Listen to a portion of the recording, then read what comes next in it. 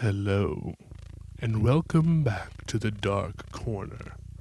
Today we will be discussing 1963's The Raven, starring Vincent Price, Boris Karloff, Jack Nicholson, and of course, Peter Lorre. The Raven is a 1963 American comedy gothic horror film, produced and directed by Roger Corman. The film stars Vincent Price, Peter Lorre, and Boris Karloff as a trio of rival sorcerers. In the supporting cast is Jack Nicholson, one of his very first roles, as the son of Peter Lorre's character. It was the fifth in the so-called Corman Poe cycle of 8 films largely featuring adaptations of Edgar Allen Poe stories, produced by Roger Corman and released by American International Pictures, or AIP. This film was written by Richard Matheson, based on The Raven by Edgar Allen Poe. AIP released the film as a double feature with Night Tide. 3 decades earlier, Karloff appeared in another film with the same title, Lou Landers' 1935 horror film The Raven with Bela Lugosi. So The Raven, ironically, is really about wizards and sorcerers. It takes, I want to say, nothing from the actual Edgar Allen Poe story about the Raven.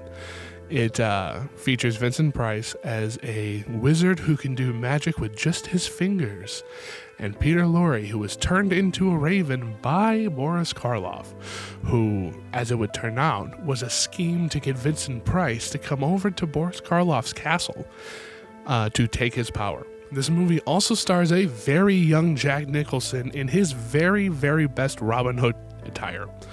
Jack Nicholson in this is almost completely unique and original. You don't see him as suave and pretty boyish ever again that I have seen. Maybe we'll find something that he is, but in this he is straight up as corny as you can get, and it's absolutely wonderful. In this movie, when I was watching it, I discovered that it has a couple of weird continuity problems in its own right. So the film opens with Vincent Price doing a little bit of his finger magic, drawing on screen a light printed raven, just on screen, just out of nowhere. He's just drawing a raven with his fingers, and then the raven shows up and he's like, "Hey, I need your help.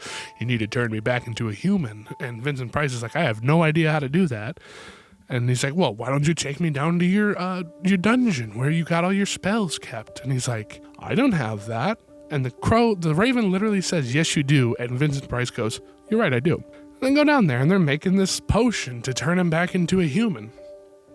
And this entire time, it's like Peter Lorre, who is the Raven at this point, is telling him how to do this, and Vincent Price is acting like he's never seen any of this before, and you find out that his father was a wizard, but we just saw you doing magic. You did draw that raven. That wasn't in your head. You did do that. So ironically, Vincent Price plays kind of a goof in this. He is strangely absent-minded, but also very cunning at the same time. So Vincent Price turns Peter Lorre back into a human, and Peter Lorre's like, "You've got to come with me. We got to get revenge on Boris Karloff. He is an evil wizard." And Peter Lorre is selling this as the end of the world. Vincent Price is like, I have no interest in that. I don't care. I'm mourning the loss of my wife." Peter Lorre's like, "Your wife's not dead. He has her. She's there. He has her." And he's like, No. My wife is dead. Let me show you." And then go down and they show the wife. He's buried, but actually the tomb is empty. He's not there. So they head over. They head over to Boris Karloff's castle.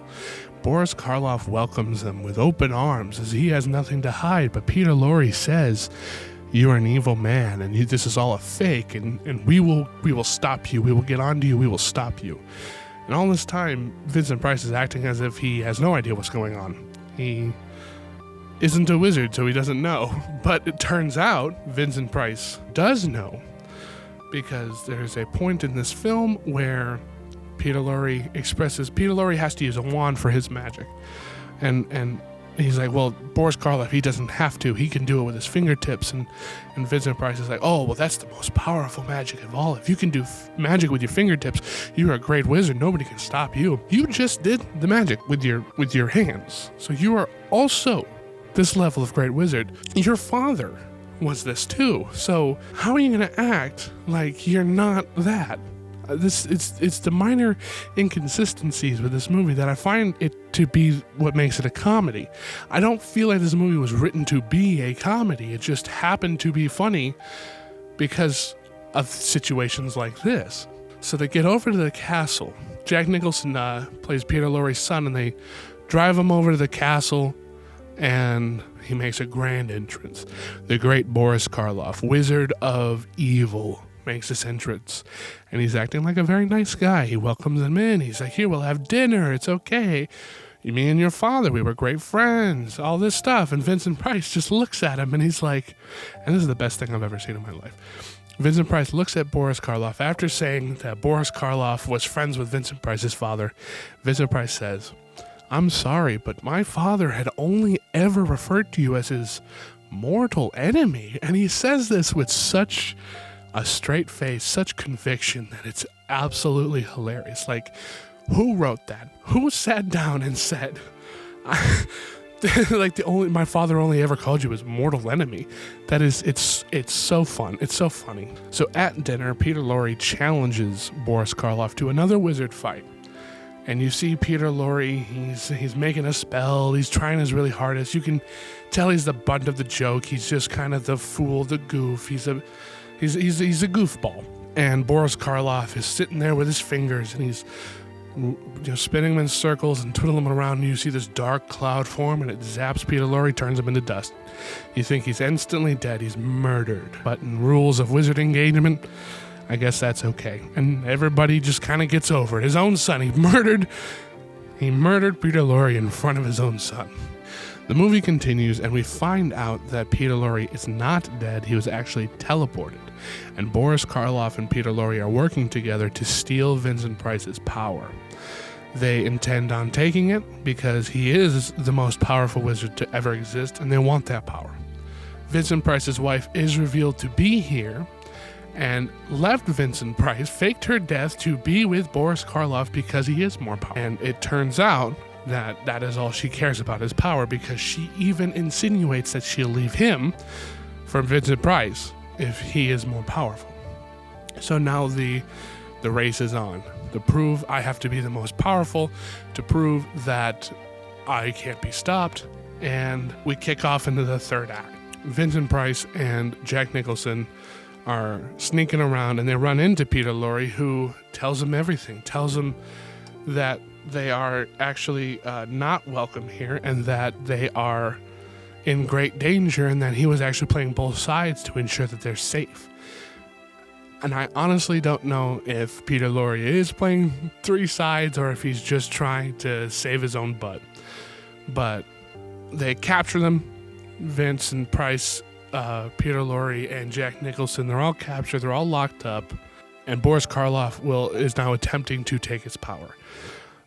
Peter Lorre then again is like, well, actually I'm on your side, and Boris Karloff once again turns him into a raven, and he leaves. Vincent Price is like, oh, well, you are just a dastardly man, X, Y, and Z, the yada, yada, yada. That's right before the big grand finale. Vincent Price and Boris Karloff get into a wizard fight.